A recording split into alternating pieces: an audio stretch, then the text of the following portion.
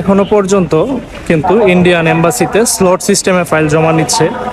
আর limited slot থাকার কারণে কিন্তু সাধারণ মানুষ যারা আছে ওনাদের কিন্তু প্রতিদিনই মানে অ্যাটলিস্ট ওনাদের আইবেকের যে ওয়েবসাইট ওইখানে বলা আছে যে শুক্র শনি সহ সপ্তাহে 7 দিনই হচ্ছে স্লট নেওয়া যায়, কিন্তু সত্যিকার অর্থে নেওয়া যায় হচ্ছে শুধুমাত্র বৃহস্পতিবার।